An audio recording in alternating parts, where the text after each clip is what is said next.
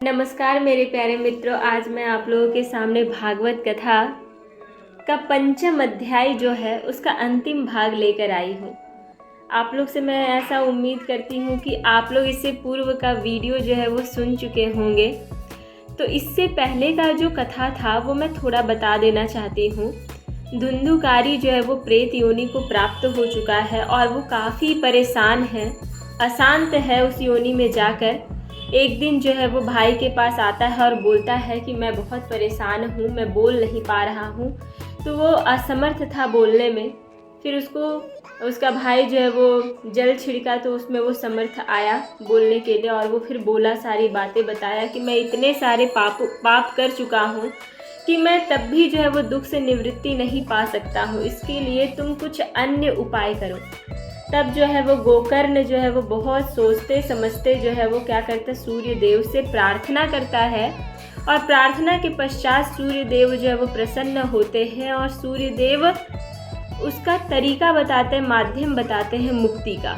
वो बोलते हैं एकमात्र माध्यम जो है वो भागवत कथा है। तब गोकर्ण जो है वो ये बात सुनते ही वो निर्णय लेते हैं कि अब जो है वो ये कथा का मैं सुनाने के लिए मैं तैयार हो गया हूँ। अब ये कथा वो सुनाना शुरू करते हैं। आसपास के जितने गांव के लोग रहते हैं वो सारे लोग इकट्ठे होते हैं वहाँ पे सुनने के लिए, क्योंकि भागवत कथा बहुत ही विरले को ही मिलता है ना। वो आसान बात नहीं है कि मतलब हर व्यक्ति को ये चीज़ प्राप्त होता है, ऐसा नहीं है। देश और गाँवों से अनेकों लोग कथा सुनने के लिए आए।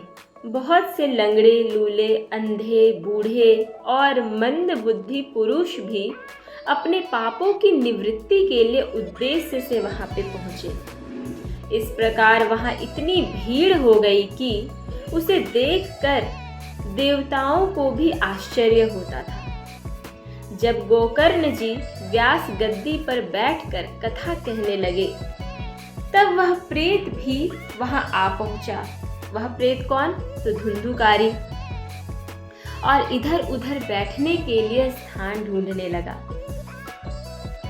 इतने में ही उसकी दृष्टि एक सीधे रखा हुआ 7 गांठ के बांस पर पड़ी। उसी के नीचे के छिद्र में घुसकर वह कथा सुनने लगा।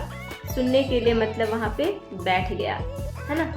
वायु रूप होने के कारण वह बाहर कहीं बैठ नहीं सकता, इसलिए बांस में वो घुस गया। गोकर्ण जी ने एक वैष्णव ब्राह्मण को मुख्य श्रोता बनाया और प्रथम स्कंद से ही स्पष्ट स्वर में कथा सुनानी आरंभ कर दी। सायंकाल में जब कथा को विश्राम दिया गया, तब एक बड़ी विचित्र बात हुई। वह बात क्या हुई? देखिए, वहां सभासदों के देखते देखते उस बांस की एक गांठ तड़ तड़ तड़ शब्द करती फट गई। इसी प्रकार दूसरे दिन सायंकाल में दूसरी गांठ फटी और तीसरे दिन उसी समय तीसरी गांठ फटी। इस प्रकार से वह क्रिया चलते चलते 7वें गांठ तक पहुंच गया और 7 दिन में 7 गांठों को फोड़कर धुंधुकारी 12 स्कंधों के सुनने से पवित्र होकर प्रेत योनि से मुक्त हो गया और दिव्य रूप धारण करके सबके सामने प्रकट हुआ। उसका मेघ के समान श्याम शरीर पीतांबर और तुलसी की मालाओं से सुशोभित था तथा सिर पर मनोहर मुकुट और कानों में कमनीय कुंडल झिलमिला रहे थे। उसने तुरंत अपने भाई गोकर्ण को प्रणाम करके कहा, भाई, तुमने कृपा करके मुझे प्रेत योनि की यातनाओं से मुक्त कर दिया। इस प्रेत पीड़ा का नाश करने वाली श्रीमद् भागवत की कथा धन्य है तथा श्री कृष्ण चंद्र के धाम की प्राप्ति कराने वाला इसका सप्ताह परायण भी धन्य है। जब सप्ताह श्रवण का योग लगता है, तब तब पाप थर्रा उठते हैं कि अब यह भागवत की कथा जल्दी ही हमारा अंत कर देगी। जिस प्रकार आग गीली सूखी छोटी बड़ी सब तरह की लकड़ियों को जला डालती है, उसी प्रकार यह सप्ताह श्रवण मन वचन और कर्म द्वारा किए हुए नए पुराने छोटे बड़े सभी प्रकार के पापों को भस्म कर डालती है। विद्वानों ने देवताओं की सभा में कहा है कि जो लोग इस भारतवर्ष में श्रीमद् भागवत की कथा नहीं सुनते, उनका जन्म वृथा है, अर्थात व्यर्थ है।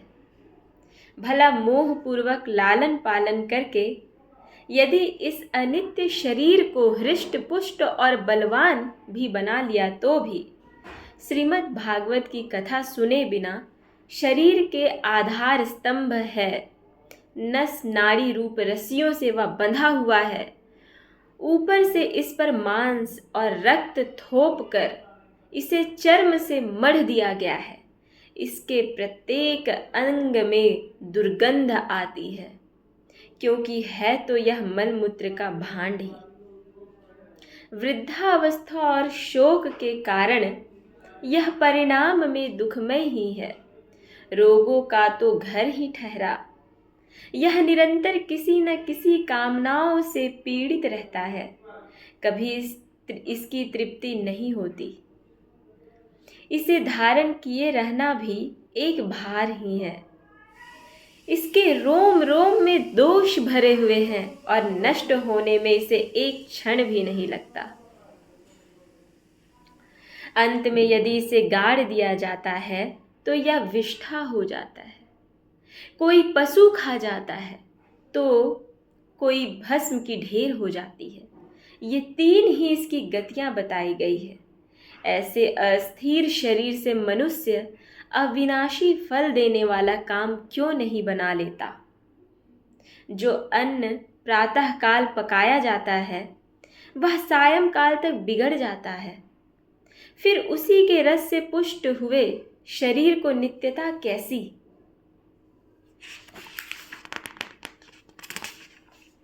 इस लोक में सप्ताह श्रवण करने से भगवान की शीघ्र ही प्राप्ति हो सकती है। अतः सब प्रकार के दोषों की निवृत्ति के लिए एकमात्र यही साधन है भागवत कथा।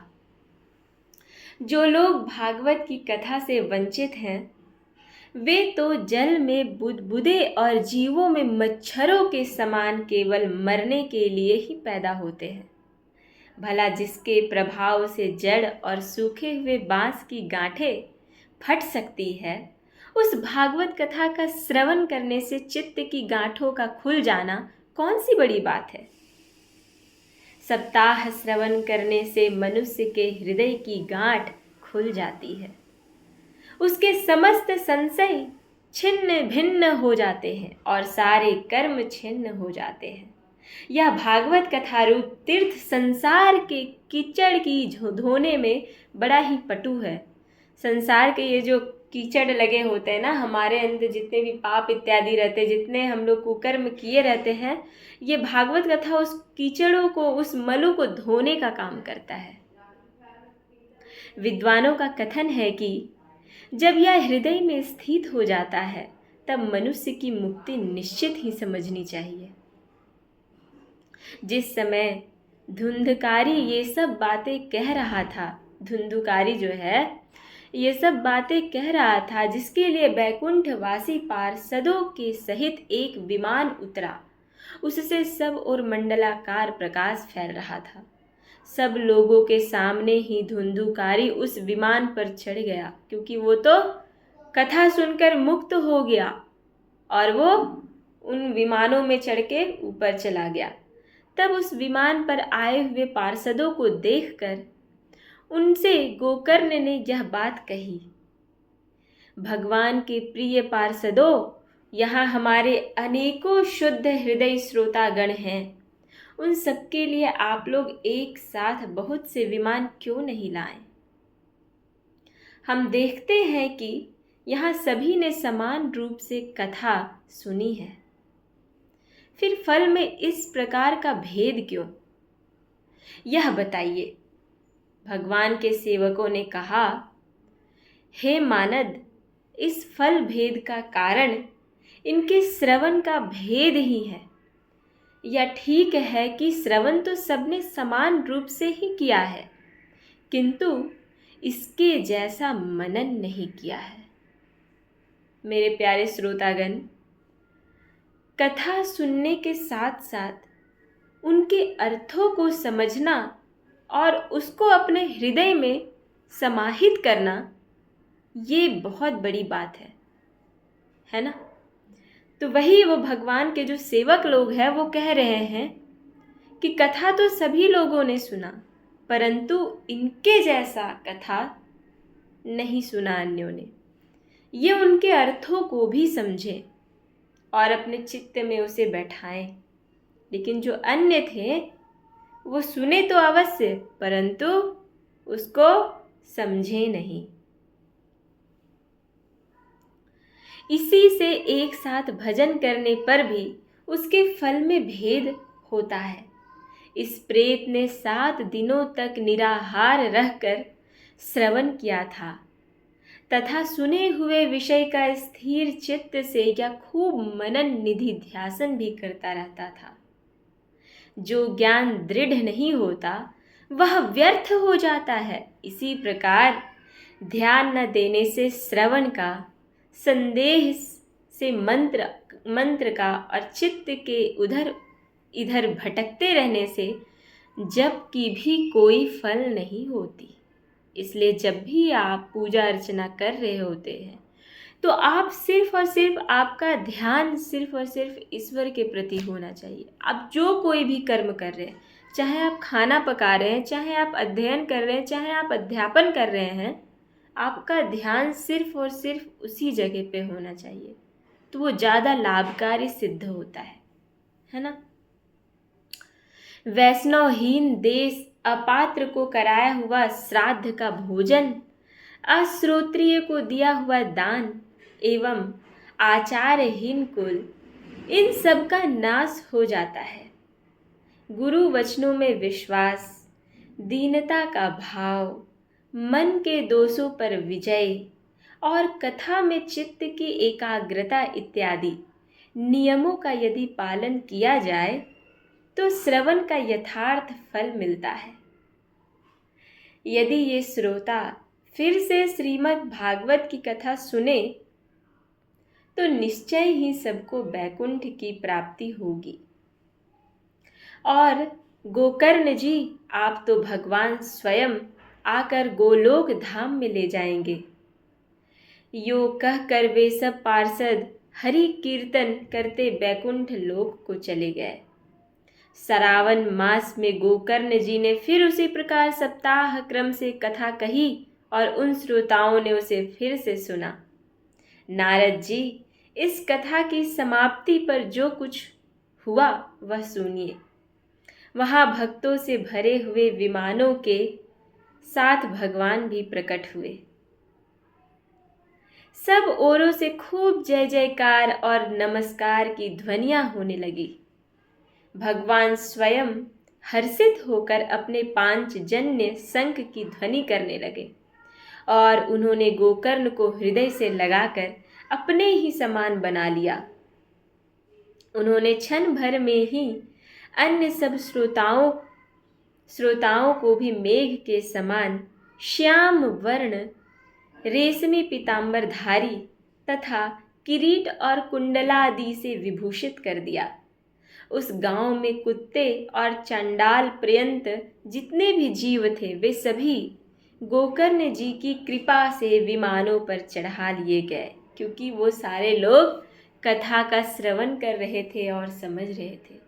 सोचिए भागवत कथा की कितनी महिमा है, कितना महत्व है। मेरे प्यारे मित्रों, आप इसको प्रत्येक दिन सुनते रहें। आपके भी, मैं ऐसा सोचती हूँ अपने मन में कि आपके भी किए हुए कुछ गलत कर्मों का निवारण हो जाएगा। तथा जहाँ योगी जन जाते हैं उस भगवत धाम में वे भेज दिए गए सारे लोग। इस प्रकार भक्त वत्सल भगवान श्री कृष्ण कथा श्रवण से प्रसन्न होकर गोकर्ण जी को साथ ले अपने ग्वाल बालों के प्रिय गोलोक धाम में चले गए। मेरे प्यारे मित्रों, ये कथा कितना ही सरस, कितना ही मधुर है, आप इसको सुनते ही समझ सकते हैं। पूर्व काल में जैसे अयोध्यावासी भगवान श्री राम के साथ साकेत धाम सिधारे थे, उसी प्रकार भगवान श्री कृष्ण उन सब को योगी दुर्लभ गोलोक धाम को ले गए, जिस लोक में सूर्य, चंद्रमा और सिद्धों की भी कभी गति नहीं हो सकती, उसमें वे श्रीमद् भागवत श्रवण करने से चले गए। वाह, क्या बात कही है। नारद जी सप्ताह यज्ञ के द्वारा कथा श्रवण करने से जैसा उज्जवल फल संचित होता है, उसके विषय में हम आपसे क्या कहें। अजी, जिन्होंने अपने कर्णपुट से गोकर्ण जी की कथा के एक अक्षर का भी पान किया था, वे फिर माता के गर्भ में नहीं आए, मतलब पुनः उनका जो है वो इस जीवन बंधन में वो वापस लौट के नहीं आए, वो सदा के लिए मुक्त हो गए। जिस गति को लोग वायु, जल या पत्ते खाकर शरीर सुखाने से, बहुत काल तक घोर तपस्या करने से और योगाभ्यास करने से भी प्राप्त नहीं हो सका, उसे वे सप्ताह श्रवण से सहज में ही प्राप्त कर लेते हैं। इस परम पवित्र इतिहास का पाठ चित्रकूट पर विराजमान मुनीश्वर शांडिल्य भी ब्रह्मानंद में मग्न होकर करते रहते थे। यह कथा बड़ी ही पवित्र है। एक बार के श्रवण से ही समस्त पाप राशि को भस्म कर देती है। यदि इसका श्राद्ध के समय पाठ किया जाए तो इससे पितृगण को बड़ी ही तृप्ति मिलती है, और नित्य पाठ करने से मोक्ष की प्राप्ति तो संभव ही है, अर्थात आवश्यक है, मिलना ही मिलना है। ये मेरा कहने का तात्पर्य है। संभव तो छोड़ दीजिए, जो नित्य प्रतिदिन इसका पाठ करेगा और सुनेगा, श्रवण करेगा, अर्थों को समझेगा, उसको तो मुक्ति मिलना ही मिलना है। तो मेरे प्यारे मित्रों, ये 5वां अध्याय का अंतिम भाग था जो आज मैंने आपके सामने सुनाया।